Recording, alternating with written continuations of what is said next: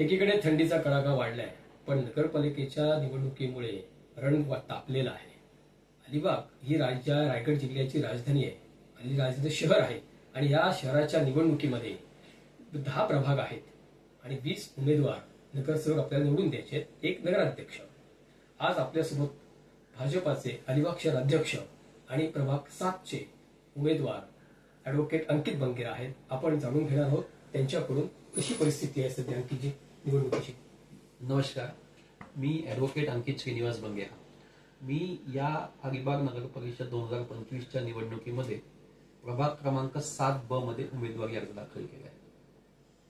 आपल्या सेवेसाठी मी नगरसेवक म्हणून निवडून येण्याकरिता हा अर्ज दाखल केला आहे. माझ्यासोबत माझ्या प्रभागामध्ये 7A मध्ये ॲडव्होकेट नैमा गट्टे तसंच नगराध्यक्ष पदाच्या उमेदवार तनुजा पेरेकर मॅडम आहेत. आता तनुजा पेरेकर मॅडम या पूर्वी नगरसेविका होत्या. एक एक्सपिरियन्स्ड आणि सभागृहाचं ज्ञान असलेल्या नगरसेविका आज आपल्याकडे नगराध्यक्ष पदाचे उमेदवार म्हणून लढवत आहेत. या नगरपालिकेमध्ये काय समस्या आहेत आणि आपण कोणते मुद्दे घेऊन त्या मतदारांबरोबर जातात? अलिबाग तसं बघितलं तर अलिबाग भौगोलिक दृष्ट्या जर बघितलं आपण तर अलिबाग हे खूप सुंदर गाव म्हणून समजलं जातं किंवा शहर जे आहे. अलिबाग हे टुरिस्ट प्लेस, मिनी गोवा, अलिबागची ख्यातीच वेगळी आहे. परंतु या अलिबागची जर परिस्थिती बघितली तर आज ही अलिबागची परिस्थिती एकदम भकास करून ठेवण्यात आलेली आहे. अलिबागमध्ये आज आपण बघितलं तर म्हणजे क्षुल्लक बेसिक कारणं जी आहेत, क्षुल्लक कारणांसाठी सुद्धा लोकांची तडफड होत आहे. म्हणजे जर आपण बघितलं सांडपाण्याचा प्रश्न आहे, पाणी पिण्याच्या पाण्याचा प्रश्न आहे आणि बऱ्याच अशा काही गोष्टी आहेत की ज्या अलिबागमध्ये अजून सुद्धा बेसिक प्रॉब्लेमसाठी लोक झगडत आहेत.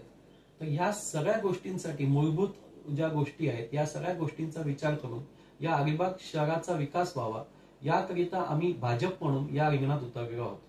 पहिल्यांदाच बहुतेक अलिबाग शहरात आम्ही आता जर आपण बघितलं असेल पूर्वीचा इतिहास तर अलिबाग मध्ये जे काही सत्ताधारी पक्ष होते त्यांच्या विरुद्ध अलिबाग विकास आघाडी किंवा लोक इंडिव्हिज्युअली लढत होते. आज परिस्थिती अशी आहे की अलिबाग भाजपने पुढाकार घेऊन भाजप शिवसेना युतीसह भाजप व शिवसेना युती ही निवडणुकीला सामोरे जात आहे आणि या निवडणुकीत जिंकण्याचा मानस ठेवत आहे. आपण ज्या प्रभागामधून प्रतिनिधित्व करणार आहात तो प्रभाग क्रमांक 7 आहे.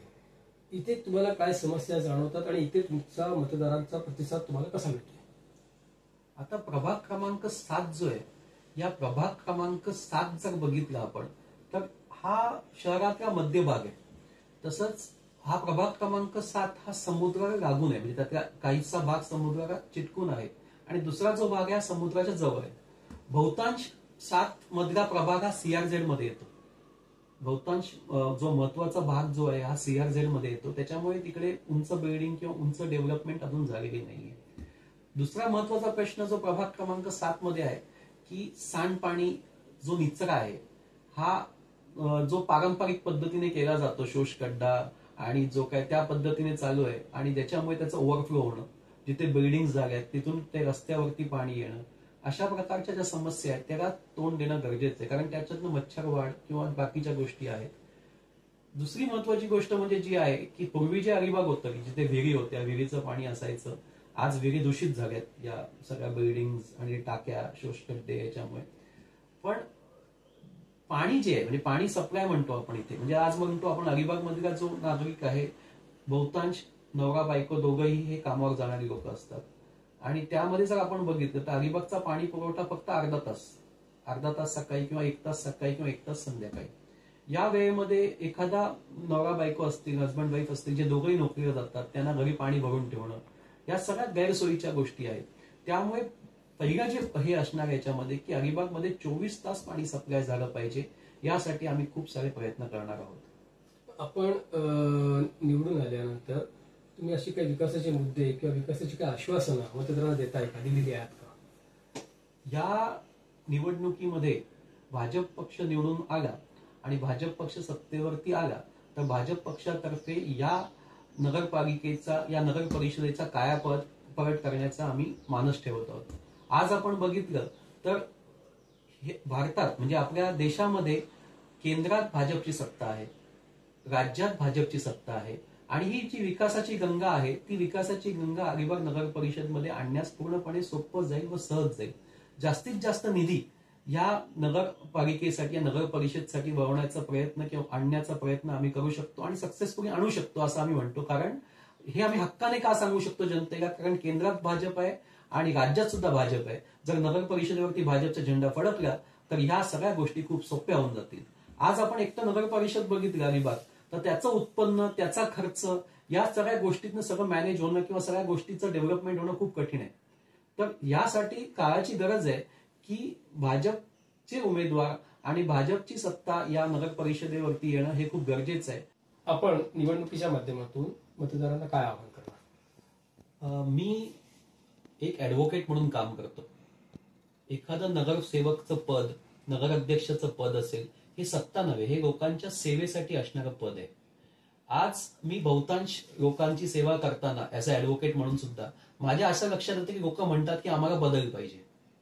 प्रत्येक जण म्हणतो की बदल पाहिजे, पण हे बदल का होत नाही याचं कारण असं आहे की 70 ते 80% लोक म्हणतात की आम्हाला बदल पाहिजे आणि 20% लोक काहीच म्हणत नाहीत. पण या 80% लोकांमध्ये किंवा 70% लोकांमध्ये 30% लोक फक्त मतदानाला जातात आणि उर्वरित 30% पैकी 95% लोक मतदानाला जातात. या फरकामुळे हा बदल कधी होत नाही. तर माझं मतदारांना आव्हान आहे की सर्वांनी मतदानाला जावं आणि आपल्या मतदानाचा अधिकार वापरावा, कारण सर्व तुमच्या हातात आहे आणि त्यामुळे मतदानाला जाऊन मतदान करावं ही माझी सर्वांना आव्हान आहे. हे होते भाजपचे शहराध्यक्ष तथा प्रभाग 7चे उमेदवार ऍडव्होकेट अंकित बंगेरा. त्यांनी आपल्या निवडणुकीच्या माध्यमातून आपल्या जे काही समस्या आहेत, मग ती डासांची असेल, त्याच्या ड्रेनेजची असेल किंवा रस्त्याची असेल किंवा इतर काही समस्या असतील त्या त्यांनी मांडलेल्या आहेत. Mahesh Pore, Digital Times, Raigad. Times डिजिटलला लाईक करा, सबस्क्राईब करा, शेअर करा आणि बेल आयकॉन दाबायला विसरू नका. पाहत रहा टाइम्स डिजिटल.